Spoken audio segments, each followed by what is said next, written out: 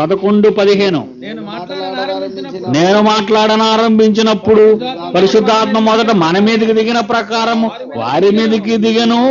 అప్పుడు యోహాను నీళ్లతో బాప్తిజం ఇచ్చిన గాని మీరు పరిశుద్ధాత్మలో బాప్తిజం పొందురని ప్రభువు చెప్పిన మాట నేను జ్ఞాపకం చేసుకున్నాను. కాబట్టి ప్రభు అయిన యేసుక్రీస్తునందు విశ్వాసం ఉంచిన మనకు అనుగ్రహించినట్టు దేవుడు వారికి కూడా సమాన వరం అనుగ్రహించి ఉండగా దేవునికి అడ్డగించుటకు నేనే పాట వాడనని చెప్పాను. వారు ఈ మాటలు మరేమీ అడ్డము చెప్పక అట్లయితే అన్య జనులకు దేవుడు జీవార్థమైన మనస్సు దయచేసి ఉన్నాడని ఒప్పుకొనుచు దేవుని మహిమపరిచరే. అంటే దేవుడు అన్యజనులను మొట్టమొదటిసారిగా ఏర్పాటు చేసుకోవటానికి అక్కడ మాత్రమే ఒక్కసారి జరిగింది, వితౌట్ చేతులు. ఎవరైనా అడిగితే అడ్డంకి వచ్చేస్తాడు ఎవడైనా. చేతులు ఉంచుతా అన్నా కదా, మరి పేతురు గారు వాళ్ళ ఇంటికి ప్రసంగించినప్పుడు వాళ్ళకి అలాగొచ్చింది అంటాడు. మీకు ఇంత ఇష్టమే తెలియలేదు అనుకోండి, వాళ్ళకి అలాగొచ్చింది కనుక నాకు ఇలాగొచ్చింది అంటాడు. అప్పుడు వీళ్ళకి అవసరమైన పాయింట్లు కదండి సపోర్టింగ్ పెట్టుకుంటారు వీళ్ళు. ఆ రోజు కొర్నేలి ఇంటికి వెళ్ళాడు, పేతురు ప్రసంగం చేశాడు, అన్ని జల మీదకి వచ్చేసింది పరిశుద్ధాత్మ. మీరేమో చేతులు ఉంచితే కానీ రాదంటున్నారు. మరి అన్ని జల్లు ఇంటికి వెళ్ళినప్పుడు పేతురు గారు చేతులు ఉంచకుండా వాళ్ళ మీదకి వచ్చేసింది, వాళ్ళకి ఆ రోజు ఎలాగొచ్చిందో ఈ రోజు మన మీదకి వచ్చింది అంటాడు వీడు. అలా అనేవాడికి ఇంత పాఠం చెప్పాలి బాబు. ఆ రోజు ఎందుకు జరిగిందంటే ఇది కారణం. యేసు ప్రభు మాటికి సముద్రం మీద నడ్డో భూమి వదిలేసి, అర్థమైందా? మాటికి షార్ట్ కట్లో సముద్రం దాటి లేదు, భూమి మీద నడిచాడు. సముద్రం మీద వెళ్ళేటప్పుడు నావ కూడా ఎక్కాడు, నడిచాడు సముద్రం మీద. అంటే ఒక కారణం ఉంది. ఆ టైంలో వాళ్ళు శిష్యులు ప్రమాదకరమైన పరిస్థితిలో ఉన్నారు కనుక ఇమీడియట్ గా వెళ్ళి రక్షించాలి కనుక అర్జెంటుగా నడిచి వెళ్ళిపోయాడు. అలాగని మాటికి నడలేదు ఆయన. మీకు అర్థమైందా లాజిక్ పాయింట్? అర్థమైందా లేదా? కనుక లాజరు సమాధిలో ఉన్నప్పుడు అది అర్జెన్సీ, అందుకే వెళ్ళాడు. లాజరు బయటకు వచ్చి అన్నాడు. అలాగే సమాధి దగ్గరికి వెళ్ళి అందరినీ బయటికి పిలిచేయలేదు. అకేషనల్ గా, యాక్సిడెంటల్ గా, సందర్భానుసారంగా బైబిల్లో కొన్ని సంఘటనలు జరిగాయి. అవన్నీ అప్లై చేసేసుకుంటే ఎలాగవుతుంది? దావీదు నాట్యం చేశాను, అందుకే వీడు ఒంటి మీద గుట్టలు చూడకుండా డ్యాన్స్ చేస్తా అంటాడు. అది ఎందుకు జరిగింది? అక్కడ ఎందుకు జరిగింది? అక్కడ ఒక కారణం ఉంది. వాళ్ళు యూదులు, ధర్మశాస్త్రానుసారమైన నీతి అడకుంది, ధర్మశాస్త్ర సంబంధమైన క్రియలు ఉన్నాయి. నాట్యముతో చేయాలనుంది, నైవేద్యాలతో చేయాలనుంది, ధూపాలతో చేయాలనుంది. ఆయన ఆరాధించడంలో అనేక కార్యక్రమాలు ఉన్నాయి. వాడు ఆరాధన కార్యక్రమంలో దేవుని కుమారుడుగా ఆ జాతి వాడు సున్నతి చేసుకోవాలనుంది. ఇవన్నీ నువ్వు చేస్తున్నావా భారతీయుడిగా? అర్థమైందండి?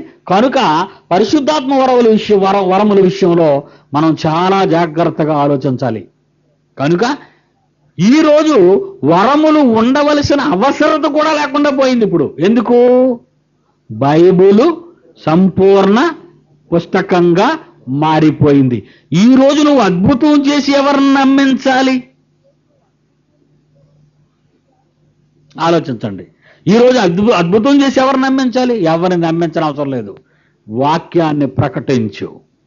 విన్నాడా వస్తాడు, లేదా పోతాడు. ఏం అనుమానం లేదు అందులో. బాబు నాయనా అని మీరు ఎవరిని బ్రతిమలాడకండి. అర్థమైందా? వాక్యాన్ని ప్రకటించండి. సమయమందు అసమయమందు వాక్యమును ప్రకటించు. మొదటి తిమోతి 4వ అధ్యాయం, మొదటి తిమోతి అన్నిటికీ ఆధారం బైబిలేనండి, అన్నిటికీ. 2 తిమోతి 4వ అధ్యాయము, 2 తిమోతి 4వ అధ్యాయము 2వ వచనము, 2వ వచనము నుండి 2 తిమోతి 4వ అధ్యాయము తీసారా? 2వ వచనము నుండి వాక్యాన్ని ప్రకటించు. సమయమందును అసమయమందు ప్రయాసపడు. సంపూర్ణమైన దీర్ఘశాంతంతో ఉపదేశించు. వినడా ఖండించు, ఇంకా వినడా గద్దించు, ఇంకా వినడా లెవెల్ చేసే అన్నాడంతే. బుద్ధి చెప్పు, కబడ్దార్ అంతే. కబడ్దార్ అని చెప్పు, వార్నింగ్ ఇచ్చాయి. ఏటన్నాడండి? ఉపదేశించు. ఇంకేటన్నాడు? ఖండించు. ఇంకేటన్నాడు? గద్దించు. ఇంకేటన్నాడు? బుద్ధి చెప్పు. నేను ఎందుకు అంటున్నాను? ఎవరు కావాలి నాయన? Command disturbance. ఏంటి కావాలి చెప్పు. 4, వాక్యమును ప్రకటించు, సమయమందు అసమయమందు ప్రయాసపడు, సంపూర్ణమైన దీర్ఘశాంతంతో ఉపదేశించు, ఖండించు, గద్దించు, బుద్ధి చెప్పు. ఎందుకంత సీరియస్గా తీసుకోమన్నాను అంటే, ఎందుకనగా జనులు హితబోధ, ఆరోగ్యకరమైన బోధను సహింపరు. ఆరోగ్యకరమైన బోధను సహింపక దురద చెవులు గలవారై తమ స్వకీయ దురాశలకు అనుకూలమైన బోధకులను తమ కొరకు పోగు చేసుకుని సత్యమునకు వాక్యమునకు చెవియ్యక కల్పనా కథల వైపునకు తిరుగు కాలము వచ్చును గనుక ఉపదేశించు, ఖండించు, గద్దించు, బుద్ధి చెప్పు. ఎలాంటి బోధకులు సెట్ చేసుకుంటారు? అనుకూలమైన బోధకులను తమ కొరకు పోగు చేసుకొని. తందాన తానా తై అంటారు అంతే. వాడు తందాన తానా, ఇటు తై అంటాడు అంతే. అలాంటి బోధ ఉండాలి వీళ్ళకి. గట్టి బోధ పడదు వీళ్ళకి. అందువలన ఏమంటున్నాడు? ఖండించు, గద్దించు, బుద్ధి చెప్పు. వాడు విన్నా వినకపోయినా. ఓకే, ఇంకొక మంచి మాట చూద్దాం. ఇప్పుడు చాలా మందికి అనుకుంటారు, మరి అయ్యగారు కొరింథీ పత్రికలో 12, 13, 14 అధ్యాయాల్లో భాషలు, ప్రవచనాలు, గొడవలు ఉన్నాయి. అయ్యే కదండి తీస్తారు రెఫరెన్స్లలో. మరి ఇప్పుడు దాన్ని బట్టి మీకు కూడా తెలిసేస్తున్నాయి ఇందాక బట్టి బుర్రలోను ఇవన్నీ ఉంటాయి కదా. చాలా మంది అనుకుంటున్నారు 12, 13, 14లో వరాలు గురించి, వరాలు కోరుకోండి, వరాలు నేను మీకు ఇస్తాను ఇన్ని అంటున్నాడు కదా పౌలు గారు. మరి ఇప్పుడు వరాలు లేవంటే ఎలాగండి అని. ఏనాయనా? కొరింథీ పత్రిక క్రీస్తు శకం సుమారు 58లో రాయబడింది. అంటే సత్యము పరిపూర్ణం కాకమునుపు, వాక్యం పరిపూర్ణం కాకమునుపు ఈ పత్రిక రాస్తున్నాడు. వాక్యం ఇంకా పూర్తి కావటం లేదు. ఎందుకంటే ప్రకటన గ్రంథం వచ్చినంత వరకు వాక్య పూర్ణత కాలేదు. వాక్యం కంప్లీట్గా స్థిరపరచబడటం లేదు. అంచెలంచెలుగానే అవుతుంది, జరుగుతుందంతా. అప్పుడు అంటున్నాడు ఈ భాషల గురించి మాట్లాడుతూ 13 అధ్యాయం దగ్గరికి వెళదాం.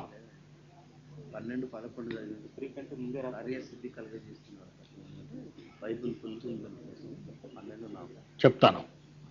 13 అధ్యాయంలో మొదటి వచనం నుండి, మనుష్యుల భాషలతోనూ దేవదూతల భాషలతోనూ నేను మాటలాడినను ప్రేమ లేనివాడనైతే మ్రోగెడు కంచును గణగణలాడు తాళమున ఇందును. ప్రవచించు కృపావరములు కలిగి మర్మములన్నీయు జ్ఞానమంతయు ఎరిగిన వాడనైనను కొండలను పెకలింపగల పరిపూర్ణ విశ్వాసము గలవాడనైనను ప్రేమ లేనివాడనైతే నేను వ్యర్థుడనని చెప్పి 8వ వచనానికి వచ్చేద్దామండి. 8వ వచనం వచ్చేసరికి ఏమంటున్నాడంటే, ప్రేమ శాశ్వత కాలముండును అని చెప్పి ప్రవచనములైనను నిరర్ధకములగును, భాషలైనను నిలచిపోవును, జ్ఞానమైనను నిరర్ధకమగును అంటున్నాడు. అంటే ప్రవచనాలు, భాషలు ఆగిపోతాయి అంటున్నాడు. చూడండి అక్కడ మొత్తానికి ఆగిపోతాయి. ఎప్పుడు ఆగిపోతాయి అది పాయింట్. ఇప్పుడు ఇవి ఆగిపోతాయి అనేది చెప్పేశాడు. ఇవి నిలిచిపోతాయి. ఈ ప్రవచనాలు కానీ, ఈ భాషలు కానీ, పరిశుద్ధాత్మ వరాలు అన్నవి ఆగిపోతాయి. ఎంతవరకు ఇవి ఉంటాయి? ఎప్పుడు ఇవి ఆగిపోతాయి అంటే కిందన అంటున్నాడు, మనము కొంత మట్టుకు ఎరుగుదుము. ఈ పత్రిక రాసేటప్పటికి ఎంత తెలుసట? కొంత మట్టుకు ఎరుగుదుము. కొంత మట్టుకు ఎరుగుదుము, కొంత మట్టుకు ప్రవచించుచున్నాము. కొంచెమే చెప్తున్నాం. ఈరోజు ప్రవచనంలో వచ్చేది ఏంటంటే కొంచెమే. కొంత మట్టుకు ప్రవచించుచున్నాము, కానీ పూర్ణమైనది వచ్చినప్పుడు పూర్ణము కాని భాషలు, పూర్ణము కాని ప్రవచనాలు, పూర్ణము కాని అప్పటికున్న జ్ఞానము నిరర్ధకమైపోతాయి. చూడండి, అందో లేదో? పూర్ణమైనది, పై వచనం, పూర్ణమైనది వచ్చినప్పుడు పూర్ణము కాని ఇవన్నీ నిరర్ధకం. నేను పిల్లవాడినై ఉన్నప్పుడు పిల్లవాని వలె మాట్లాడాను, పిల్లవాని వలె తలంచాను, పిల్లవాని వలె యోచించాను.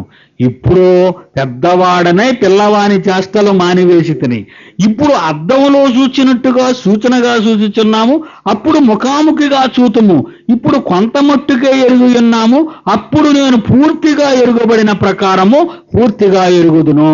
అంటే పరిపూర్ణమైన దాని గురించి మాట్లాడుతున్నాడు, పూర్ణమైన దాని గురించి మాట్లాడుతున్నాడు.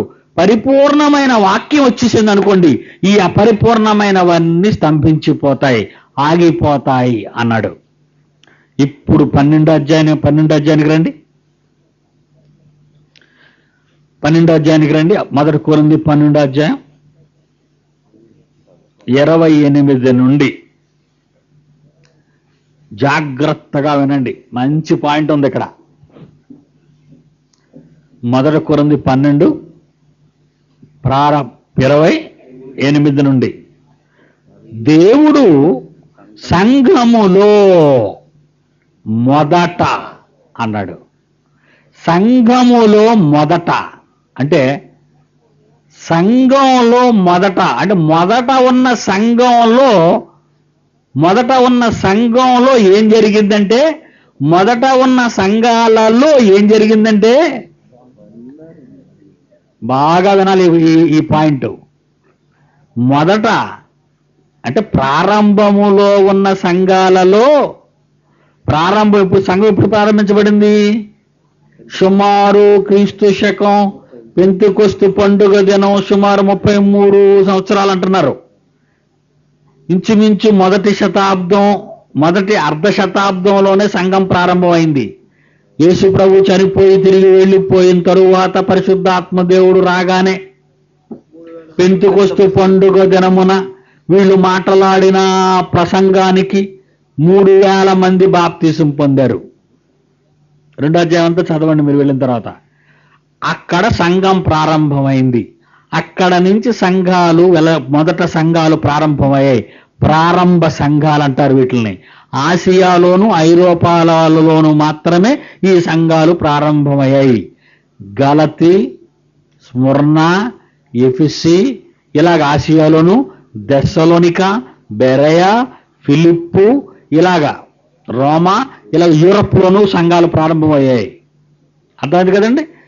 ఈ ప్రారంభ సంఘాలలో ఏం జరిగిందంటే, బైబిల్ పూర్తిగా రాలేదు, సత్యం పరిపూర్ణం కాలేదు ఆ రోజుల్లో.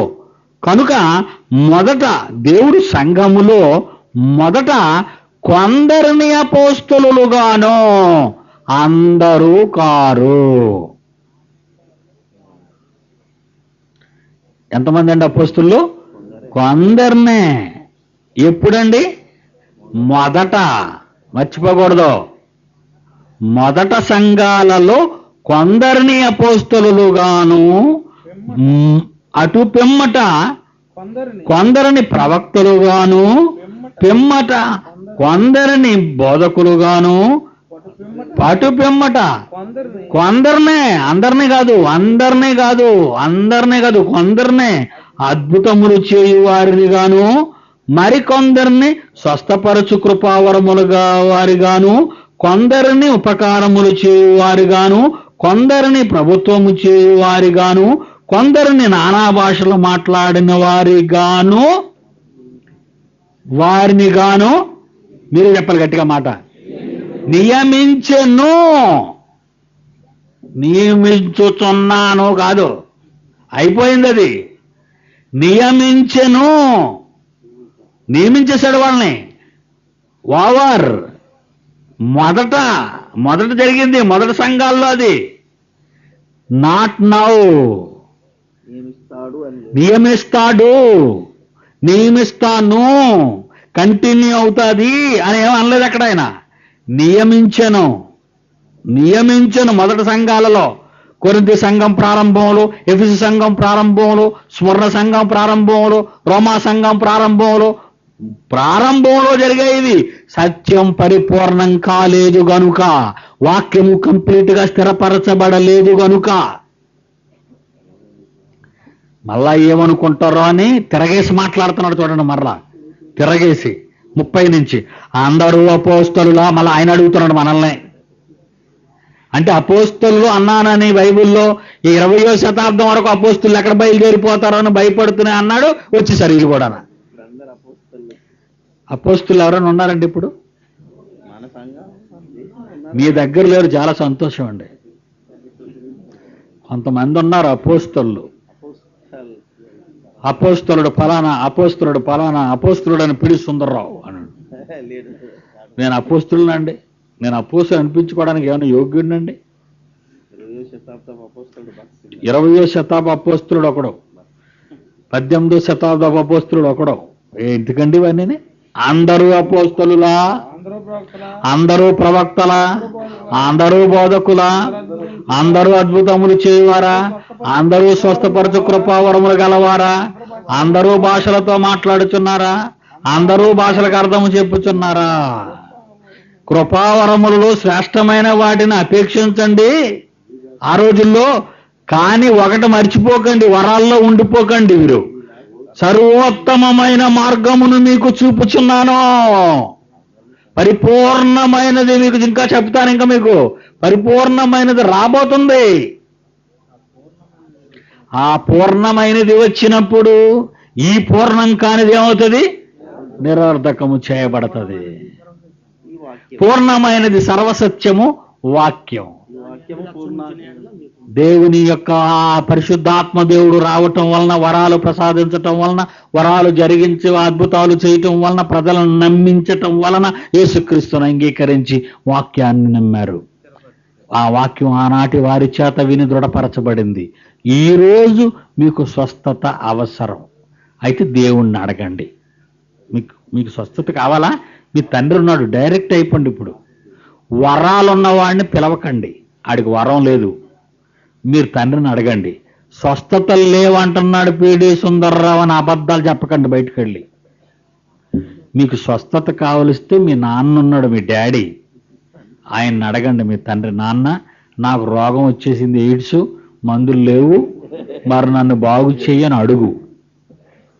డైరెక్ట్ అయిపోండి మీ తండ్రికి. ఎప్పుడైతే పూర్ణమవుతుందో అప్పుడు పౌలుకి అర్థమైందండి? మీరు తండ్రిని అడగండి డైరెక్ట్గా. స్వస్థతలు జరగవు అని అంటున్నాడని అబద్ధం చెప్పకండి. అలాగే చెప్తున్నారు ఇప్పుడు. నేనెందుకు వద్దంటానండి? దేవుడు స్వస్థపరుస్తాడు నిన్ను. నువ్వు డైరెక్ట్గా దేవుడితో మాట్లాడు, దేవుడు నీకు ఆరోగ్యాన్ని ఇస్తాడు. Very good. ఒక మాట చదువుదాం ఎప్పుడైతే ముగింపులో. పూర్ణాంగీకారమైన దాన్ని అన్నాడు, వెంటనే పౌలు దగ్గర వరం అయిపోయింది. ఇకపోతే పౌలు గారు పత్రిక రాస్తూ తిమోతికి పూర్ణ అంగీకారము అన్నాడా? ఇందాక మీరు చదివారు. పూర్ణ అంగీకారమునకు యోగ్యమునై ఉన్నది. మొదటి తిమోతి 1వ అధ్యాయంలో 4వ అధ్యాయంలో చదివారు కదండి, రాసుకున్నారు. అంటే తిమోతి పత్రికకు వచ్చేసరికి బైబిల్ పూర్ణం అయిపోయింది అయిపోతుంది, కనబడిపోతుంది మనకి. అంటే మొదటి 100 సంవత్సరాల్లో బైబిల్ పరిపూర్ణం అయిపోతుంది. అయిపోయేసరికి అదే టైంలో సిక్ అయిపోయాడు ఆయన. ఎవరో? త్రోఫిమ్ సిక్ అయిపోయాడు. త్రోఫిమ్ సిక్ అయిపోతే ఇతని దగ్గర వరాలు ఉన్నాయా? పౌలు గారి దగ్గర ఆయన నడికడ తెచ్చి దీని మీద వేసేస్తే బాగుపడిపోతాడు. కానీ బాగుపడలేదు. 2 తిమోతి చూడండి ఇప్పుడు 4వ అధ్యాయం 2 తిమోతి, ఇది మాత్రం నోట్ చేసుకోండి ఆయన, వెరీ ఇంపార్టెంట్. 2 తిమోతి 4వ అధ్యాయం 20.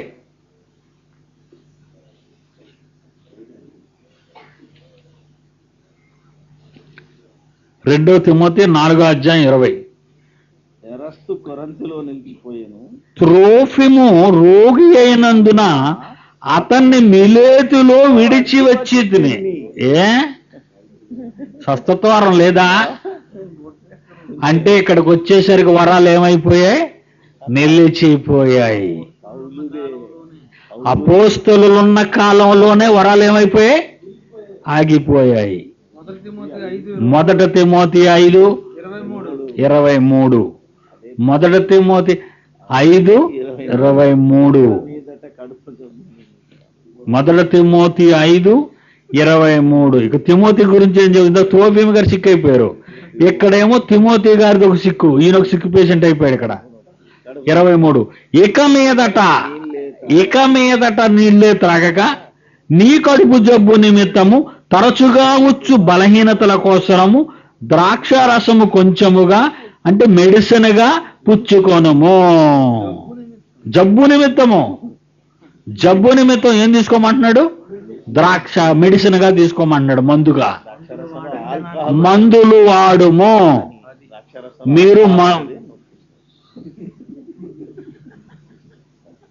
మీరు మందులు వాడండి అనడా? ఏ మందులు? గవర్నమెంట్ సారాయి దుకాణాల మందులు కాదు. తరచుగా వచ్చు కడుపు జబ్బు నిమిత్తము బలహీనతల కోసరము ద్రాక్షారసము కొంచెము. అంటే అర్థం ఏంటి? మనం సామాన్యులం కాదు కదా, మనకిష్టమైంది పీపాలతో తాగుతాం. ఆ పని చేస్తావనే కొంచెం తీసుకొని ఆయన మెడిసిన్గా వాడమన్నాడు దాన్ని, మందు కింద. ఎవరిని? వాళ్ళని, మనల్ని కాదు. మనకు ఇప్పుడు లేటెస్ట్ మెడిసిన్స్ వచ్చాయి, టాబ్లెట్స్, క్యాప్సిల్స్, ఇంజెక్షన్స్. అవి వాడండి. వాడచ్చా? మందులు వాడమన్నాడా పౌలు గారు? జబ్బు నిమిత్తం మందులు వాడమన్నాడా? మాట్లాడరేమరా? ప్రార్థన చెయ్యమన్నాడా? ప్రార్థన చెయ్యు, మందు అర్జెంటుగా వాడు. అపెండిసైటిస్ వచ్చిందనుకో, ప్రార్థన చేసుకొని కానీ గదిలో పెట్టావా, మందులు వాడమని ఆ రోజు పౌలు చెప్పాడు. పౌలుకున్న మహావరాలు ఆ రోజే ఆగిపోయాయి కనుక పాపం సహకారుడైన త్రోఫిము సిక్ అయిపోతే అడ్వైజ్ చేస్తున్నాడు, తిమోతి సిక్ అయిపోతే అడ్వైజ్ చేస్తున్నాడు మందులు వాడమని. అంటే పవర్స్ ఏమయ్యాయన్నమాట, ఆ రోజుకి ఆగిపోయాయి. పవర్స్ ఆగిపోయాయి అంటే ఏది పరిపూర్ణం అయిపోయిందన్నమాట? ఇవండి పరిశుద్ధాత్మ వరాలు. భాషలైనను నిలిచిపోవును, ప్రవచనములైనను నిలిచిపోవును అంటున్నాడు. ఆయన చెప్పాడు ఆగిపోతాయి కొంతకాలానికి. మేము ఇక మా దట్టి తీసుకెళ్ళి మా గుడ్లని అతని మీద పడేసినా లేకడం. పేతురు నా నీడ కాదు కదా, నేను వెళ్ళాడు మీద పడినా లేకడం. ఫిలిప్పీలకు రాసిన పత్రిక 2వ అధ్యాయం 25. ఫిలిప్పీలకు రాసిన పత్రిక 2వ అధ్యాయం 25, 25, 26. ఫిలిప్పీలకు రాసిన పత్రిక 2వ అధ్యాయము 25, 26. నా సహోదరుడును జత పనివాడును తోడి యోధుడును మీ దూత నా అవసరములకు ఉపచరించిన వాడునైనా ఎఫెప్రొదితు. ఇదో ఈయన ఒక పేషెంటు. ఏమండి? మళ్ళీ ఎలాంటి పేషెంట్? Nearest and dearest. ఏదో దూరంగా ఉన్నాడు కనుక ప్రార్థన చేయలేదా అని అనుకోవడానికి. ఎంత గొప్పవాడు. 26. అతడు రోగి అయినని మీరు వింటిది కనుక అతడు మిమ్మల్ని అందరినీ చూడ మిగులు అపేక్ష గలవాడే విచారపడుచుండెను. అతడు నిజముగా రోగి చావునకు సిద్ధమైండను గాని దేవుడు అతన్ని కనికరించెను. అతని మాత్రమే గాక నాకు దుఃఖము మీద దుఃఖము కలుగకుండుటకే నన్నును కనికరించెను. ఇతనికి వరం ఉంటే ఇతనెందుకు దుఃఖపడిపోవటం?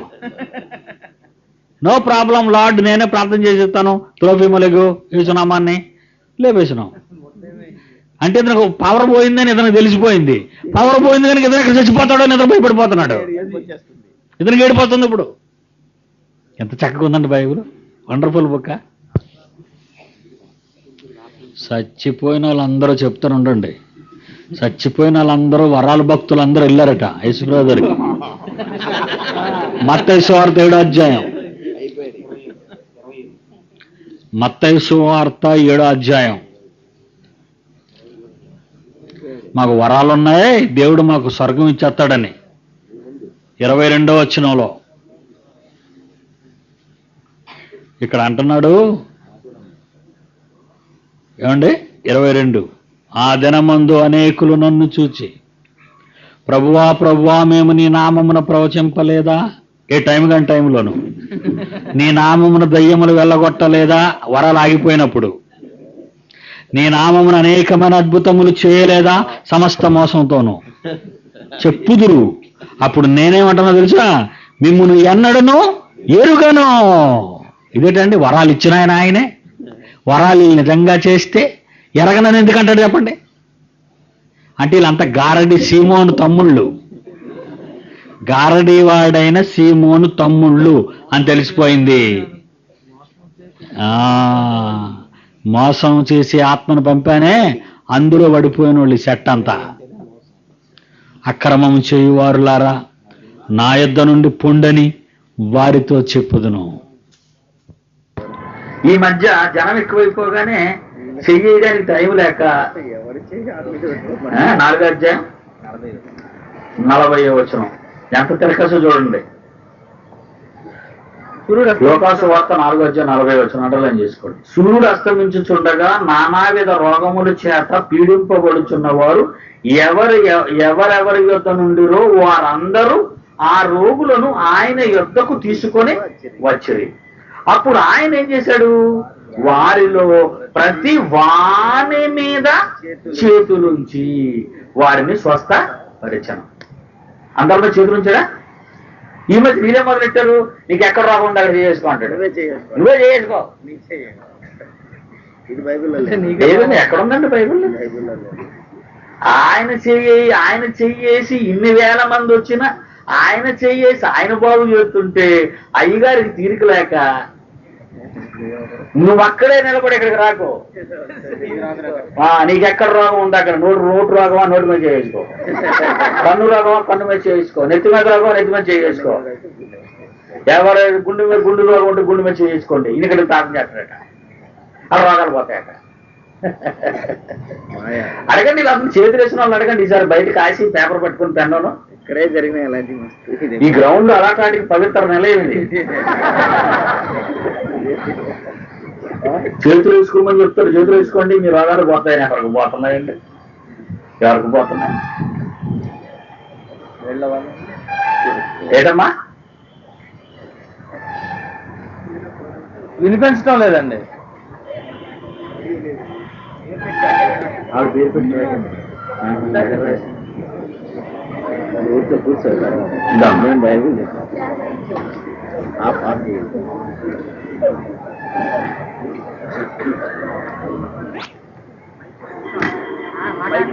మాట్లాడమ్మా, మాట్లాడతండి. మాట్లాడు. ఆన్ చేయలేదా? ఆన్ చేశారమ్మా, మాట్లాడు. ఇవ్వండి ఒకసారి ఇవ్వండి.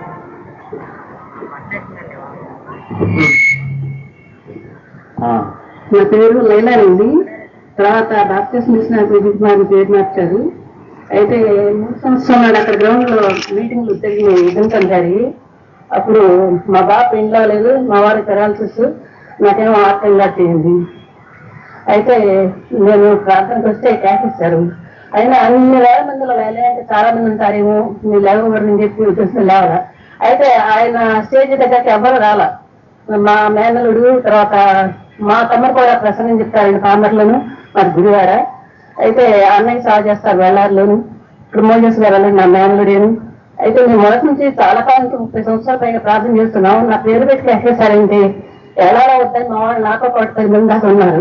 ఇళ్ళకి అంటున్నారు. చూద్దాము, ఎక్కేసినప్పుడు ఇంకా చాలా మంది ఉంటారు పేరు వాళ్ళు, నేను వెళ్ళాలని చెప్పి అలా కూర్చుని ఎవరు వెళ్ళాలి. అయితే మీ కుటుంబం సమస్యలన్నీ పోతాయి, మీకున్న రోగాలన్నీ పోతాయి, మీరు స్వస్థ పొందుతారు, మీ కుటుంబంలో పెళ్లి కాదు వాళ్ళ పెళ్లి అవుతాయి అని రకరకాలుగా చెప్పారు. అయితే సంతోషించాను, కానీ నేను వెళ్ళా. తర్వాత పుస్తకాల దగ్గర అక్కడ మా పిల్లలు బుక్కులు కొనుక్కుంటూనే మా అతను యాక్సిస్ట్ వెళ్ళలేదని చెప్తే, ఎప్పుడు మీరు దేవుని దగ్గర పాపం చేశారు, మీరు చెప్పండి అమ్మగారు, మీ సాక్ష్యం ఫోటోలో వేస్తారు, మీరు ఫోటో తీసుకుంటారు అట్లా ఇట్లా అన్నారు.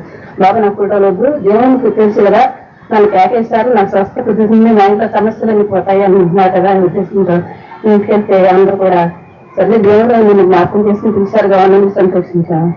అయితే ఇప్పుడు అందరూ రకరకాలుగా చెప్పారు, కానీ మా వాళ్ళకి తగ్గలేదు. నాకు ఇంకా మా వాళ్ళకి డాక్టర్ గారు గవర్నమెంట్ హాస్పిటల్లోను, మరి నాకు ఇంకా అట్లాగే ఉంది. దేవుడు చెప్పారు, మరి అది కొన్ని నిమిషాలు వస్తాయి. నేను కూడా అధికారు లాగానే అనుకుంటున్నా, మరి ఇంగ్లీష్లో పొరపాటు ఉంటే దేవుడు క్షమించాలి. థ్యాంక్ యూ తల్లి. దేవుని పిల్లలారా, ఇలా మనం ఆలోచించగలిగితే ఎన్నో నిజాలు చరిత్రలో మనకు బయటకు వస్తాయి. కానీ ఇలాంటి అమ్మ లాంటి వాళ్ళు బయటకు రావాలి, వాస్తవాలు ప్రజల ముందు ఉంచాలి. అప్పుడే ప్రజలు ఏది నిజం ఏది అబద్ధం అనేది, ఎందుకంటే బైబిల్ సత్యం. మీరు గమనించండి, బైబిల్ను దాటి అతను ఎంత పెద్దవాడైనా గొప్పవాడు కాలేడు. బైబిల్ క్రిందని ఉండాలే తప్ప బైబిల్ మించి నువ్వు పోకూడదు. కనుక ఆ రోజుల్లో ఆయన ఎంతమంది ఆయన దగ్గరికి వచ్చినా, సాయంకాలం అయిపోతున్నా, సూర్యుడు అస్తమిస్తున్నా, అలాంటి పరిస్థితుల్లో కూడా అందరినీ రమ్మన్నాడు ఆయన. అందరి మీద చేతులు ఉంచాడు ఆయన, అందరినీ స్వస్థపరిచాడు ఆయన. అంతేగాని కొందరిని స్వస్థపరిచి కొందరిని స్వస్థపరచకుండా, కొందరిని మీ రోగం మీద మీరు చేతులు వేసుకోండి అని చెప్పి ఆయన చేయలేదు. రోగం పోకపోతే వీళ్ళు ఉపయోగించే పిల్లలు మాత్రం ఏంటో తెలుసా? అతనికి విశ్వాసం లేదండి అంటారు దౌర్భాగ్యుడు. వాళ్ళకి విశ్వాసం లేదా? పవర్ నీ దగ్గర ఉంటే వాళ్ళకి విశ్వాసంతో పని ఉంటాయా? అపోస్తల కార్యాలు 14, ఇది మూసేయకండి, ఇలా ఉంచండి, వేలు పెట్టు, పేపర్ పెట్టు, మళ్ళా వద్దాం. అపోస్తల కార్యాలు 14వ అధ్యాయం 7, 8, 9. అపోస్తల కార్యాలు 14వ అధ్యాయం 7, 8, 9. అపోస్తల కార్యాలు 14వ అధ్యాయం 7, 8, 9. లుస్త్రలో బలహీన పాదముల గలకుడుండను. అతడు పుట్టినది మొదలుకొని కుంటివాడై ఎన్నడూ నడవలేక కూర్చుండి ఉండేవాడు. అతడు పౌలు మాటలాడుట వినెను. పౌలు అతని వైపు తేరు చూచి స్వస్థత పొందుటకు అతనికి విశ్వాసం ఉండెను అని గ్రహించి, మీ పాదములు మోపి సరిగా నిలువమని బిగ్గరగా చెప్పినప్పుడు అతడు గంతులు వేసి నడవసాగినం. అతనికి విశ్వాసం ఉందని బాగు చేసేవాడికి అతనికి తెలిసిపోయింది. బాగుపడలేనందున అతనికి విశ్వాసం లేదని తర్వాత చెప్పకూడదు నువ్వు. అర్థమైందంటే అర్థం కాలేదా? స్వస్థపడకపోతే తపాలమని ఏమంటాడు? అతనికి విశ్వాసం లేదని అంటాడు. మీరదే అంటారు. స్వస్థపడవలసిన అవసరత ఉన్నప్పుడు అన్ని సందర్భాలలోనూ స్వస్థపడవలసిన వ్యక్తికి విశ్వాసం అవసరం లేదు. ఆ పాయింట్ జాగ్రత్తగా రాసుకోవాలి మీరు. స్వస్థపడవలసిన వ్యక్తి, ఏ వ్యక్తి అయితే రోగంతో వస్తాడో ఆ వ్యక్తికి అన్ని సందర్భాలలో విశ్వాసం ఉండవలసిన అవసరత లేదు. అన్ని సందర్భాలలో, కొన్ని సందర్భాల్లో విశ్వాసం ఉండొచ్చు, కొన్ని సందర్భాల్లో విశ్వాసం లేకపోవచ్చు. ఒకసారి రోగి తనకు రోగాన్ని చెప్పలేని పరిస్థితిలో ఉంటాడు, ఒకసారి రోగి తన రోగాన్ని చెప్పే పరిస్థితిలో ఉంటాడు. అలాగని మరి డాక్టర్కి వైద్యం చేయడం తెలియాలా వద్దా? రోగి చెప్పలేదు కనుక నేను వైద్యం చేయను అంటాడా? డయాగ్నోస్ చేయాలా? ఈ రోగికి ఏ రోగం ఉందో డయాగ్నోస్ చేయగలిగిన వాడే మంచి డాక్టర్, లేకపోతే నకిలీ దొంగ సర్టిఫికెట్ అది. మీకు అర్థమైందా? కనుక స్వస్థపరిచేవాడు ఎవడైనా నేను స్వస్థపరుస్తాను అని అంటే ఆ స్వస్థపరిచేవాడు అవతల వ్యక్తికి విశ్వాసం ఉందో లేదో తెలుసుకోగలిగిన కెపాసిటీ, స్టాండర్డ్ ఉండాలి. అది లేదనుకో, బాగుపడకపోగానే నీకు విశ్వాసం లేదని తప్పుడు ముద్ర వేసేయకు, అవమానం పడుతున్నావు అతన్ని. నీకు చేతగాక అతన్ని అవమానపరుస్తున్నావు, నీకు చేతగాక ఎదుటి వాడిని అవమానపరుస్తున్నావు. మరలా చెప్తాను పదాన్ని. అన్ని సందర్భాలలో స్వస్థపరిచేవాడు, స్వస్థత పొందే వానికి విశ్వాసం ఉండనవసరం లేదు. దానికి రెఫరెన్స్ చూసుకోండి. యోహాను సువార్త 5వ అధ్యాయము, యోహాను సువార్త 5వ అధ్యాయము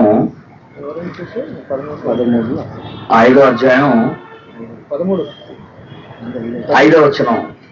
అక్కడ 38 ఏండ్ల నుండి వ్యాధి గల ఒక మనుషుడుండెను. యేసు వాడు పడి ఉండుట చూసి వాడప్పటికి బహుకాలము నుండి ఆ స్థితిలో ఉన్నాడని ఎరిగి స్వస్థపడగోరుచున్నావా అని వాడిని అడుగుగా, రోగి అయ్యా నీళ్లు కదిలింపబడినప్పుడు నన్ను కోనేటి లేని దించుటకు నాకు ఎవడూ లేడు కనుక నేను వచ్చినంతలో మరి ఒకడు నాకంటే ముందుగా దిగునని ఆయనకు ఉత్తరం ఇచ్చాను. యేసు నువ్వు లేచి నీ పరుపు ఎత్తుకొని నడువు అనేసాడు అంతే. అప్పుడు ఏం జరిగిందంటే వెంటనే వాడు స్వస్థత నుండి పరుపు ఎత్తుకొని చాలా విశ్వాసం లేదు ఇతనే. నువ్వు నన్ను నమ్ముతున్నావా? అసలు ఈయనే కదండి స్వస్థపరిచేవాడు. నువ్వు నన్ను నమ్ముతున్నావా? నేనంటే ఎవరు అనుకున్నావు? నువ్వు నన్ను నమ్ము, నన్ను నమ్మితే నీ రోగం పోతే ఇంక ఈ డిస్కషన్ ఏం లేదు అక్కడ, ఏమీ లేదు. నువ్వు స్వస్థత పొందాలనుకుంటున్నావా, నువ్వు బాగుపడాలనుకుంటున్నావా అని అడిగాడు. స్వస్థత పొందాలనుకుంటున్నావా అని అడిగాడు. అన్న తర్వాత పొందాలనుకుంటున్నాను. ఆ తర్వాత ఏమడుగుతాడు? నీకు విశ్వాసం ఉందా, నువ్వు నమ్ముతున్నావా ప్రభు చేసి అంటాడు. ఏమండి రోగాలు తీసేస్తాడట. ఎవరో వచ్చారో ఒక ఆయన, యేసు ప్రభు తాలూకా భక్తుడు అని నమ్మే కదండి వచ్చిన వాళ్ళు అందరూ వచ్చారు. గ్రౌండ్కి ఎందుకు వచ్చారండి? తీసేస్తాడని నమ్మకమే కదా. మరి మళ్ళా పోకపోతే విశ్వాసం లేదంటే వచ్చిన అవమానపరచడానికి. Very good. అదే అధ్యాయంలో 13 వచనం, ఆయన ఎవరో స్వస్థత నొందిన వానికి తెలియలేదు. ఆ పాయింట్ అండర్లైన్ చేసుకోండి. ఈ భక్తులందరికీ మీరు చెప్పాలి. మరి చెప్తారా? మీరు కూడా వెళ్ళి కూర్చొని జై జై అంటారా? అందులో మన గుంటూరులో ఇలాంటి భక్తులు ఎక్కువ. బాబా బాబా బాబా ఏ వాళ్ళ పోషణ చూడండి. స్వస్థత వరములు గల భక్తుడు, స్వస్థత ప్రార్థనలు చేయబడును. ఎక్కడ చూసిన, ఎందుకంటే జనాన్ని తెచ్చుకోవాలంటే ఇది మంచి మ్యాజిక్. వచ్చినోడు రోగి ఒకడు కూడా, తోడొచ్చినోడు 10 మంది, అంతే కదండి. కోలాహలం, సంత బజార్లాగా ఉంటుంది. అంత అలసగా అన్నీ అవే జరుగుతున్నాయి ఈ రోజుల్లో. అంతా అదే. దేవుడు ఏమనుకుంటున్నాడు, మీ గురించి ఏమైపోతున్నాడు, మిమ్మల్ని ఏం కమ్మంటున్నాడు, ఇవన్నీ వద్దు. మీకు రోగాలు ఉంటారంటే తీసేస్తాను నేను. వీళ్ళు కూడా ఏదో బెనిఫిట్ ఉండాలి కదండి. ఫిజికల్ బెనిఫిట్ ఉంటే కానీ మనం రాము. ఏదో ఫిజికల్ బెనిఫిట్ ఉండాలి. అందుకే మనం కూడా చేరతాం. డాక్టర్ దగ్గరికి వెళ్తే కన్సల్టింగ్ ఫీజు 100 రూపాయలు, ఈ మెడికల్ ఫ్రీ. దేవుని పిల్లలారా, 13వ వచనంలో ఆయన ఎవడో స్వస్థత నొందేవానికి తెలియలేదు. ఆ చోటను గుంపు కూడి ఉండెను. ఆ చోట ఎక్కువ జనం ఎక్కువైపోయారు. ఎందుకు? ఎప్పుడైతే నాకు రోగం పోయిందో ఆటోమేటిక్గా ప్రజలు ఎటవుతారు? గుంపు. ఇదంతా పేషెంట్లు వచ్చేస్తుంటారు. ఇక అప్పుడు యేసు ప్రభు ఏం చేశాడట? తప్పించుకొని పోయినా చూడట. అక్కడ ఏమన్నా చూడట, అండర్లైన్ చేయండి దాన్ని. యేసు ఏం చేశాడట? అక్కడి నుంచే తప్పించుకుపోయాడు. వీడేం చేస్తాడు? ఇప్పుడు నేను ఎక్కడికి తప్పించుకొని ఎక్కడే ఉంటాను, వచ్చేయండి. 4 రోజుల ముందు నుంచి చెప్తాడు, నేను మీ రోగాలు తీసేయడానికి వస్తున్నాను, మీరు అందరూ రండి అంటాడు. రోగాలు ఈయనెందుకు తప్పించుకున్నాడు? ఈయనెందుకు స్టాండ్ అయ్యాడు? ఇక్కడ ఈయన తప్పించుకున్నాడు. యేసుప్రభు అసలు కూడా తప్పించుకున్నాడు. నకిలీ కూడా స్టాండ్ అయ్యాడు. ఎందుకు స్టాండ్ అయ్యాడు అనుకుంటున్నారు? వీడికి ఆ సరుకు లేదు కనుక. ఒరిజినలే వీడికి ఆ కెపాసిటీ లేదు. ఒకవేళ ఉందని మీరు అనుకున్నారా? పుట్టుగుడ్డోని డాక్టర్ గారు సర్టిఫై చేయించి స్టేజ్ ఎక్కించండి. నన్ను ప్రశ్న వేయాలనుకునే వాళ్ళు ఎవరైనా ఉంటే ఈ పందిరిలో నన్ను ప్రశ్న వేయడం మానేయండి. ఎందుకంటే అనవసరం అది. సబ్జెక్టు మీకు చెప్పిన తర్వాత ఇంకా మీకు ప్రశ్నలు వస్తున్నాయంటే మీరు మిమ్మల్ని ఫెయిల్ చేసి పడేయాలి. అంతే కదా. మరి సబ్జెక్టు చెప్పిన తర్వాత ఇంకా మీకు ప్రశ్నలు వచ్చేస్తున్నాయంటే ఇంకేం చేస్తాం? 2 రోజులు 4 అంటే 3 ఎందుకు కాకూడదు అన్నామంటే ఇంక మీకు ఏం తెలీదు. మీరు అందుకే ఇంక మీకేం తెలియదు అనుకుని నేను ముద్ర వేసేసుకోవాలి. అందువల్ల మీరు ఒక డాక్టర్ చేసి సర్టిఫై చేయించి గుడ్డోడిని మీరు తీసుకెళ్ళండి. అయ్యా ఇగో గుడ్డోడినా, ఈయన కొంచెం బాగు చేయండి అని చెప్పండి. ఇంక గొప్ప విశ్వాసం ఉందని చెప్పండి. గొప్ప విశ్వాసం బాగునా మీరు బాగు చేస్తారని వచ్చి మీరు చెప్పండి. కడుపులో నొప్పి పోయింది, కంట్లో నొప్పి పోయింది, తలలో నొప్పి పోయింది, ఇలా కనబడలేని రోగాలు వద్దు. ఇలా కనబడలేని రోగాలు సెట్టింగ్ ఉంది ఇప్పుడు ఎక్కువ. అవద్దు. పుట్టుకుంటోడు కానీ, గుడ్డోడు కానీ, పుట్టుకుంటోడు కానీ అలా అంటాడు. కన్ఫర్మ్. మళ్ళీ ఏంటి? నత్తోడు తీసుకెళ్తే అమ్మా అనగా మాటలు వచ్చి అనుకోకూడదు. మాటలు అంటే మళ్ళా మాట్లాడాలా, అనర్గళంగా మాట్లాడాలి. అది ఇప్పుడు కుంటోడు తీసుకెళ్ళాడు, అప్పుడు ఏంటి? గంతులు వేసాడు. అంతేగాని కర్రలు పరిచి మళ్ళీ మెక్కుకొని నడకూడదు. ఆ తర్వాత మీటింగ్ అయిపోయి వెళ్ళి చూడండి, మళ్ళీ యథాస్థానం. మీరేం పొరపడుతున్నారు అక్కడే ఈ మ్యాజిక్ల్లో మాయలో పడిపోతున్నారు మీరంతా. అదే నేను చూశానండి, కర్రలు పారేసేది అంటున్నావు. ఇంతకీ వచ్చినవాడు కాళ్ళున్నోడు నిజంగా కాడు మీరు ఎప్పుడైనా చూసారా? అంతకుముందు అతని సంగతి మీరు ఎప్పుడైనా వెరిఫై చేశారా? మీరు అమాయకులు చెప్తున్నాను కదండి. మీరు అమాయకులు అవటం వల్ల వాళ్ళు అలా దగా చేస్తున్నారు. పీడి సుందరం అందరి నోళ్ళలో పడి తిట్టించుకుంటున్నాడు. నిజమే, నన్ను తిడుతున్నారు అందరూ.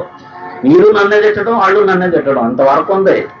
ఎప్పుడు చంపించేస్తారో తెలియదు. నిజం చెప్తున్నాను మీకు, వీళ్ళంతా ఏకమైపోయి ఎప్పుడోకప్పుడు నన్ను చంపించేస్తారు. ఎందుకంటే వాళ్ళ దుకాణాలన్నీ బంద్ అయిపోతున్నాయి, అలా గారడీలన్నీ బయట పెడుతున్నానని భయం. పీడి సుందరరావు ఊరు వస్తున్నాడంటే భయం. ఎందుకు? వాళ్ళందరినీ బయట పెడతానని. ఎలా బయట పెడతాను నేను చెప్పిస్తే మీరు నమ్ముతారు. అమాయకులు మీరు. బైబిల్ చూపిస్తున్నాను నేను, బైబిల్లో వాస్తవాలు. మరొక వచనం చూద్దాం. మరొక వచనం అపోస్తల కార్యాలు 3వ అధ్యాయం. అపోస్తల కార్యాలు 3వ అధ్యాయం 3వ వచనం నుండి. అపోస్తల కార్యాలు 3వ అధ్యాయం 3వ వచనం నుండి. పేతురు యోహానును దేవాలయంలో ప్రవేశింపబోయినప్పుడు వాడు చూచి భిక్షం అడగగా పేతురును యోహాను వాడిని తేరి చూచి మాతోటి చూడమని వాడు వారి వద్ద ఏమైనా దొరుకునని కనిపెట్టుచు వారి యందు లక్ష్యం ఉంచను. అది విశ్వాసం ఉంది లేదు, అదే అనమాట అర్థం. డబ్బులు మా తట్టు చూడమని అలాను కానీ డబ్బులు వేస్తారని వాడు అనుకుంటాడు. 6వ వచనంలో అంతటా 5వ వచనం వాడు వారి వద్ద ఏమైనా దొరుకునని కనిపెట్టుచు వారి యందు లక్ష్యం ఉంచను, అంతేగాని యేసునందు విశ్వాసం కాదు. 6వ వచనం అంతటి పేతురు వెండి బంగారాలు నా యొద్ద లేవు. తెలిసిపోయింది కదండి, అది మైండ్ ఏంటో నాకు తెలిసిపోయింది. వెండి బంగారాలు నా యొద్ద లేవు కానీ నాకు కలిగినది నీకు ఇచ్చుచున్నాను, నజరేయుడైన యేసు నామమున నడుము అన్నాడంతే. నీకు విశ్వసించి అన్నాడా? ఇక్కడే నమ్ము అన్నాడా? అప్పటికక్కడ మైండ్ దేని మీద ఉంది? డబ్బుల మీద. రే బాబు మా దగ్గర డబ్బులు గిబ్బులు లేవు, ఎందుకు డబ్బులు గురించి అలా చూస్తాం మా పక్క, యేసునామాన్ని లే అన్నాడంతే. యేసునామాన్ని లే. మళ్ళీ అక్కడ ఏం మాట్లాడలేదు. ఇదిగో డబ్బులు తక్కువ అలా చూడకూడదు, నువ్వు డబ్బుల గురించి అలా అనుకోకూడదు, యేసుకు నమ్ముతావు, యేసుప్రభు నమ్ముతావా అని అడగాలి. అసలు మనమైతే అట్లా అడుగుతాం, కానీ అలా అడగటం లేదు. ఎందుకంటే అలా నిజంగా ఒరిజినల్ పవర్ ఉంది వాళ్ళ దగ్గర ఒరిజినల్ గా పవర్ ఉంది. పవర్ ఉండడం వల్ల ఏమంటున్నారు? వెండి బంగారం నాకు తెలియదు కానీ నాకు కలిగింది నీకు ఇచ్చుచున్నాను, నజరేయుడైన యేసుక్రీస్తు నామమున అని చెప్పి వాడిని కుర్చీలు పెట్టుకొని లేవనెత్తారు. వెంటనే మన పాదములు చరములు బలం పొందను, వాడు దిగ్గులు లేచి నడుచుచు గంతులు వేయచ్చు అని చూడండి. ఎంత ఇమీడియట్ రిలీఫ్, ఎంత ఇమీడియట్ హీలింగ్, ఎంత వెంటనే స్వస్థత జరిగిపోయింది చూసారా. లాగా లేపడం, ఈ శవం నుంచి ఆ శవం మెక్కుకొని నడిపించటం, మళ్ళీ ఆ శవం నుంచి మెక్కుకొని నడిపించడం, ఆ తర్వాత నోట్లో మైకెట్టేసి చెప్పే పోయిందని చెప్పకపోతే యోధుడు చెప్పేస్తాడు. కంగారు జనాలు చూస్తే కంగారు కేకలేసి చెప్తున్నారు, బాగోదు మెక్కితే బాగోదు. ఇప్పుడు ఇక్కడ అలాంటప్పుడు ఎలా ఉండదండి మన పొజిషన్? నిజంగా మనమే కానీ స్టేజ్ మీద ఉంటే నిజంగా మర్చిపోతే మనకి ఏం చేయాలో తెలియదు. అప్పుడు బాగోకపోతే 7 వారాలు రమ్మంటుంది. దేవుని పిల్లలారా మీకు తెలుసు కదా, మనం చెప్పాను. అప్పుడు కూడా బాగుపడకపోతే 7 వీక్స్ ట్రీట్మెంట్ ఉంటుంది. మళ్ళా 7 వారాలు కంటిన్యూగా మనం వెళ్ళి ఇంజక్షన్ తీసుకోవడం. దేవుని పిల్లలారా, లేకపోతే చచ్చిపోయి ఉన్నారు, లాజర్ ఉన్నారండి, సమాధిలో పెట్టారు లాజర్ని. అతనికి విశ్వాసం ఉందండి, శవానికి విశ్వాసం ఉందండి. శవాలకు విశ్వాసం ఉంటుందండి, అసలు జీవమే లేదు. సమాధిలో వచ్చినప్పుడు ఫోన్ బయట ఉన్న వాళ్ళకి ఏమైనా విశ్వాసం ఉందా? ఆ తోడబుట్టిన అప్పచెల్లెలకు కానీ కూడా వచ్చిన వాళ్ళకి కానీ మీ తమ్ముడు లేస్తాడమ్మా పదండి అంటే లేస్తాడు మాకు తెలుసు, ప్రపంచ పునరుజ్జానం ఉంది అంటున్నారు. రెండో రాకుండా లేస్తాడని మాకు తెలుసు ప్రభు అంటున్నారు. మరి ఇంతకెందుకు సమాధికి ఎందుకు వెళ్తున్నాడు ఇతను? ఏదో లాగల మీద ప్రేమ పుట్టుకొచ్చి ఆడడానికి వెళ్తున్నాడు సమాధి దగ్గరికి అని అనుకుంటున్నారు వీళ్ళందరూ. యేసుప్రభు వారు కూడా కన్నీళ్లు గడుతుంటే ఏమనుకున్నారు? పాపం లాగల మీద ఎంత ప్రేమ ఉందో యేసుప్రభు గానే. ఒరిజినల్ గా ఆయన ఎందుకు గడుపుతున్నాడు? బైబిల్లో ఉంది, ఈడు నమ్మలేకపోతున్నందుకు గడుపుతున్నాడు ఆయన. యాక్చువల్గా ఈయన ఎందుకు గడుపుతున్నాడో వాళ్ళు నమ్మలేదు. చూడండి బైబిల్ ఎంత చక్కగా ఉంది. యోహాను సువార్త 11 యోహాను సువార్త 11వ అధ్యాయము యోహాను సువార్త 11వ అధ్యాయం 34 నుంచి. వారు ప్రభువా వచ్చి చూడమని ఆయనతో చెప్పి యేసు కన్నెడు వచ్చెను కాబట్టి యూదులు అతన్ని ఎలాగ ఉపయోగించునో చూడుడని చెప్పుకుండ్రి. వారిలో కొందరు ఆ గుడ్డి వాని కన్నులు తెరచిన ఈయన ఇతను చావకుండా చేయలేడని చెప్పి యేసు మరలా తనలో మూలు కొంచెం సమాధి ఎత్తుకు వచ్చాను. అది ఒక గుహ, దాని మీద ఒక రాయి ఉండను. యేసు రాయి తీసివేయడని చెప్పగా చనిపోయిన వాని సహోదరుడు మాట ప్రభువా అతను చనిపోయి 4 దినములైంది కానీ ఎప్పటికీ వాసన కొట్టునని అతనితో చెప్పాను అంటే రాయి తీయొద్దంటుంది. అంటే కంపు నువ్వు భరించగలిగాడు, మేము భరించలేమని అని చెప్పి యేసు మరలా తనలో మూలుంచు సమాధి ఎత్తుకు వచ్చాను. అదే గుహ, 39 యేసు రాయి తీసివేయడం చెప్పగా చనిపోయిన మన సోదరైన మార్త ప్రభు అతను చనిపోయిన 4 దినాలు కనుక ఇప్పటికి వాసన కొట్టిన అతనితో చెప్పాను. అందుకు యేసు నువ్వు నమ్మిన ఏళ్ళ దేవుని మహిమ చూతువని నీతో చెప్పలేదా అని ఆమెతో అనేను. అంతటా వారు రాయి తీసివేసిరి. యేసు కన్నులు పైకెత్తి తండ్రి నీవు నా మనవి విన్నందుకు నీ కృతజ్ఞతలు చెల్లించున్నాను. నువ్వు ఎల్లప్పుడూ నా మనవి వినుచున్నావు నెరుగుదా, కానీ నీవు నన్ను పంపితే చుట్టూ నిలిచి ఉన్న ఈ జన సమూహము నమ్మునట్లు వీళ్ళకి మాత్రం నమ్మకం లేదు. వారి నిమిత్తమే ఈ మాట చెప్పింది నన్ను. ఆయన ఇలాగ చెప్పి లాజరు బయటకు రమ్మని చెప్పగా కాళ్ళు చేతులు ఏమండి చనిపోయిన వాడు కాళ్ళు చేతులు ప్రేత వస్త్రములతో కట్టబడిన వాడే వెలుపలికి వచ్చి అతను మొక్కులు మాను కట్టిండను. అంతలో యేసు మీరు అతని కట్లు పోనీయడని వారితో చెప్పాను. ఆయనకి ఎక్కడ ఉందని విశ్వాసం? చుట్టుపక్కల ఉన్న వారికి లేదు. చుట్టూ ఉన్న వాడికి విశ్వాసం లేదు, చచ్చిపోయినోడికి విశ్వాసం లేదు.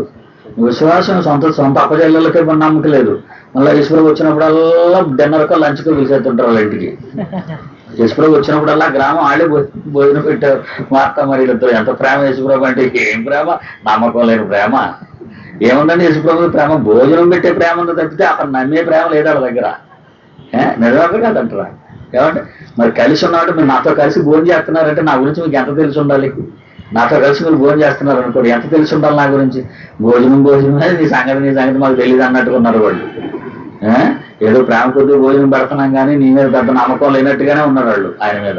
దేవుని పిల్లలారా, అన్ని సందర్భాల్లో రోగికి కానీ మరణించిన వ్యక్తికి కానీ విశ్వాసం ఉండనవసరం లేదు. కనుక బాగుపడలేదంటే నీకు విశ్వాసం లేదని తప్పుడు ముద్ర వేసాలని అవమానపరచొద్దు. అన్ని సందర్భాల్లో చెప్తున్నాను. కొన్ని సందర్భాల్లో విశ్వాసం అడిగాడు, కొన్ని సందర్భాల్లో విశ్వాసం అవసరం లేదు. దేవుని పిల్లలారా, కనుక మళ్ళా మనం త్రోఫిం దగ్గరికి వెళ్ళిపోదాం. ఏమంటే తిమోతి తిమోతికి రాసిన రెండో పత్రిక 4వ అధ్యాయం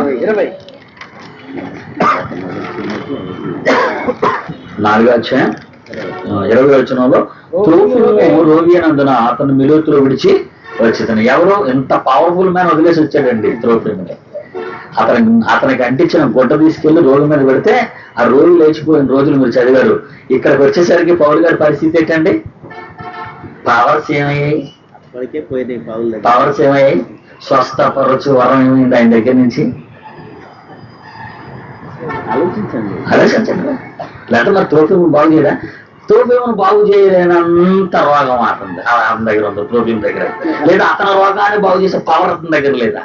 ఏం చెప్పినా ఇక మీరు తప్పించుకోలేరు. పూర్ణమైనది వచ్చినప్పుడు భాషలైనను నిలిచిపోయిను, ప్రవచనములైన నిరర్థకమగును, పూర్ణమైనది రాబోతుంది. వచ్చేసరికి ఇవన్నీ ఆగిపోతాయి. అది పౌలే చెప్పాడు. అది పూర్ణంగా ప్రకటించాడు. ఇప్పుడు ఆగిపోయాయి. 21వ శతాబ్దంలో ఆగిపోతాయి అనకండి, మొదటి శతాబ్దంలోనే ఆగిపోయాయి. వాక్యం అప్పుడే పరిపూర్ణం అయిపోయింది కనబడిపోతుంది మనకి. మొదటి శతాబ్దంలో ఆగిపోయాను మనకి ఎలా తెలిసిపోయింది? పౌలు గారికి ఆగిపోయాయి కనుక. పౌలు గారికి ఆగిపోయాను మీకు ఎలా తెలుసు? బాగు చేయకుండా వదిలేశాడు కనుక. మొదటి తిమోతి దగ్గరికి వెళ్దాం. ఇప్పుడు మొదటి తిమోతి 5వ అధ్యాయం 23. చూసారండి తిమోతి ఎంత మంచి ఎంతలా ప్రేమించాడండి పౌలు ఇతన్ని. నేను కనిన నా కుమారుడు అంటాడు తిమోతిని. నేను కనిన నా కుమారుడు అంటాడు తిమోతికి 2 పత్రికల్లో 2 ఉత్తరాలు రాశాడంటే ఎంత ప్రేమించాడని, ఎంత నమ్మకం ఉండకపోతే తిమోతికి ఉత్తరాలు రాశాడికి ఏమన్నాడు? ఎంత బాధ్యత అప్పగించాడు తిమోతికి. అలాంటి తిమోతి గురించి ఏమని చెప్తున్నాడు? మొదటి తిమోతి 5వ అధ్యాయం 23. ఇక మీదట నీళ్ళే త్రాగక నీ కడుపు జబ్బు నిమిత్తము. ఇతనికి పవర్ పోవటం అలాగే ఉంది, ఇతనికి జబ్బు రావటం అలాగే ఉంది. చూసారా తిమోతికి ఏ జబ్బు ఉంది? కడుపు జబ్బు. మరి కడుపు జబ్బు అంటే గ్యాస్ట్రిక్ ట్రబుల్ కావచ్చు, మరొకటి కావచ్చు. మొత్తానికి ఏదో జబ్బు ఉంది తిమోతికి. నీ కడుపు జబ్బు నిమిత్తము తరచుగా వచ్చు బలహీనతల కోసరము ఏమన్నాడండి? ద్రాక్ష రసము కొంచెముగా పుచ్చుకోనము. మెడిసిన్ ప్రిస్క్రైబ్ చేస్తున్నాడు డాక్టర్. ఇప్పుడు ఇక మీదట ఏమన్నాడు? ఇక మీదట అంటే నా దగ్గర ఏం లేదు నాయనా, నా దగ్గర ఏం లేదు, ద్రాక్షారసం తీసుకో కొద్దిగా నీకు జబ్బు ఉంది అని. ఎందుకంటే పవర్ ఏమైంది? పౌరు దగ్గర పోయింది. వాక్యం స్థిరపరచబడింది. అదే యోగ్యమైంది ఆయనే చెప్పాడు. మార్కు 16:20లో ఎందుకు అద్భుతాలు సూచక్రియలు జరిగాయని చదువుకున్నారు మీరు? వెనువెంట జరుగుచూ వచ్చిన సూచక క్రియల వలన వాక్యమును స్థిరపరచుచుండెను. సూచక్రియల వలన వాక్యాన్ని స్థిరపరిచాడు. వాక్యం స్థిరపరచబడిపోయిందంటే సూచక్రియలు చేయడం అవసరమా?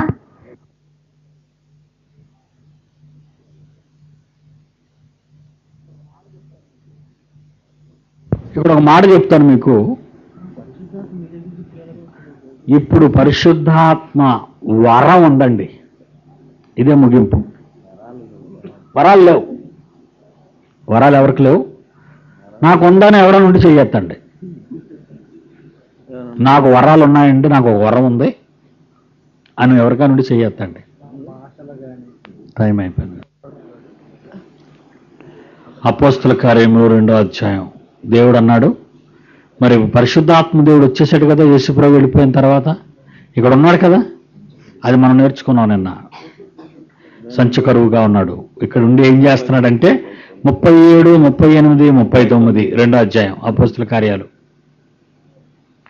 అపోస్తల కార్యాలు 37, 38, 39. వారు ఈ మాటలను హృదయంలో నొచ్చుకుని, సహోదరులారా మేమేమి చేతుమని పేతురు నువ్వు కడమ అపోస్తలుడుగా, పేతురు మీరు మారుమనసు పొందండి, పాపక్షమాపణ నిమిత్తం ప్రతివాడు యేసుక్రీస్తు నామమున బాప్తిసం పొందండి, అప్పుడు మీరు పరిశుద్ధాత్మను వరము పొందుదురు. పరిశుద్ధాత్మను వరము ఎవరో? పాప క్షమాపణ నిమిత్తము ఎవరైతే యేసుక్రీస్తు నామములో బాప్తిసం పొందుతారో వాళ్ళకు వస్తుంది అంటున్నాడు. ఎప్పుడు వస్తుంది వరం? యేసుక్రీస్తు నామమున బాప్తిసం పొందుడి, అప్పుడు యేసుక్రీస్తు నామమున బాప్తిసం పొందుడి, అప్పుడు మీరు ఆత్మను పొందుతారని చూడండి. అక్కడ యేసుక్రీస్తు నామమున బాప్తిసం పొందుడి, అప్పుడు మీరు పరిశుద్ధాత్మ వరమును పొందుదురు. ఇదేంటిది? ఇది అద్భుతాలు మహత్కార్యాలు చేసేది కాదు. ఈ వాగ్దానం మీకు, మీ పిల్లలకు, దూరస్తులందరికీ, అనగా మన ప్రభువు అయిన మన దేవుడు తన యుద్ధకు పిలిచిన వారందరికీ చెందును అన్నాడు. పరిశుద్ధాత్మ దేవుణ్ణి వరంగా నీకు ప్రసాదిస్తానన్నాడు. ఎప్పుడు? దేవుని నమ్మి యేసుక్రీస్తుని అంగీకరించి బాప్తీసం తీసుకున్నప్పుడు. ఇది గొడవ చేయదు, అల్లరి చేయదు, గెంతులు వేయదు, భాషలతో మాట్లాడదు, ప్రవచించదు. బాప్తీసం పొందిన వాళ్ళందరూ చేయతండి, మీరందరూ పరిశుద్ధాత్మ అనే వరాన్ని, వాగ్దానం చేసిన వరాన్ని పొందారు నాతో పాటు. ఇదేం చేస్తుంది? ఇదేం చేస్తుంది? లోపల ఉండి ఏమిస్తుందో చూడండి. ఇది ఎలాంటి వరాలు ఇస్తుందో. గలతీ పత్రిక 5వ అధ్యాయం, గలతీ పత్రిక 5వ అధ్యాయము 22. దీనివల్ల ఏమొస్తుందో ఉంది అక్కడ. పరిశుద్ధాత్మ వలన మనకేమొస్తాయో చెప్తున్నాడు. గలతీ పత్రిక 5:22. ఆత్మఫలమేమనగా, సంచకరువు అన్నాడు. మనకు తెలుసు కదండి అదంతా. అంటే మనం చనిపోయినంత వరకు క్రీస్తులో ఉంటే మనతోనే ఉంటాడు. మనల్ని నీతిని గూర్చి, పాపాన్ని గూర్చి ఒప్పింపజేస్తూ ఉంటాడు. మనల్ని రైట్ డైరెక్షన్లో నడిపిస్తూ ఉంటాడు వాక్యాన్ని బట్టి. మన పక్షాన ప్రార్థన చేస్తూ ములుగులతో, ఉచ్చరింప శక్యంగా ములుగులతో చూస్తూ ఉంటాడు. అంటే ఏ రకంగానైనా మనల్ని స్వర్గంలో ప్రవేశింప చేయటానికి సర్వశక్తులు ఆయన మనకు కనబడకుండానే సహాయపడుతూనే ఉంటాడు. 22. ఆత్మఫలమేమనగా ప్రేమ, సంతోషము, సమాధానము, దీర్ఘశాంతము, దయాళుత్వము, మంచితనము, విశ్వాసము, సాత్వికము, ఆశానిగ్రహము అన్నాడు. ఇవన్నీ మనలో కలిగిస్తూ నిజమైన దేవుని కుమారునిగా మూర్తీభవించినట్టుగా ఆయన పోలికల నుండి మనము తప్పిపోకుండా మనల్ని కాపాడే వాగ్దానమే ఈ అపోస్తల కార్యం 2:38-39లో దేవుడు వాగ్దానం చేసిన, తనకు విధేయులైన వారికి ఇచ్చిన బాప్తిస్మము తరువాత పరిశుద్ధాత్మ వరములు కావు. ప్రార్థన చేసుకుందామండి. తండ్రి, పరిశుద్ధాత్మ దేవుని గూర్చిన ఉనికిని తెలుసుకున్నాం. ఆయన ముసుగులో భ్రష్టాత్మ వేసే ఎత్తుగడలను తెలుసుకున్నాం. ఇది చాలా క్లిష్టమైన సందర్భాలు. మీ పిల్లలలో ఎందరికీ అర్థమైందో నాకు తెలియదు, కానీ నేను ప్రయాసపడి మాత్రం చెప్పాను. వారు వెళ్ళి వాక్యాన్ని బాగా ఆలోచించి నమ్ముతారో నమ్మరో అనేది వారికే విడిచిపెట్టాను. వాస్తవాలు మీ పిల్లలు గ్రహించాలి అని, క్రైస్తవ్యాన్ని నిర్వీర్యం చేస్తున్న దుష్ట శక్తి ఆగడాలను అరికట్టటానికి అమాయకులైన క్రైస్తవులన్నది వాడుకొని మెప్పించి తన మాయలో భ్రమింపచేస్తున్న దానిని వారి నుండి వెళ్ళగొట్టడానికి మీ పిల్లలు సన్నద్ధులై వీరోచితముగా యుద్ధము చేయుటకు సహాయం చేయమని వారి పక్షాన విజ్ఞాపన చేయుచున్నాను. మా ప్రయాసం వ్యర్థం కాకుండా సహాయం చేస్తూ నడిపించమని వేడుకుంటూ యేసుక్రీస్తు పుణ్యనామాన్ని ప్రార్థన అడుగుచున్నాము తండ్రి. ఆమేన్.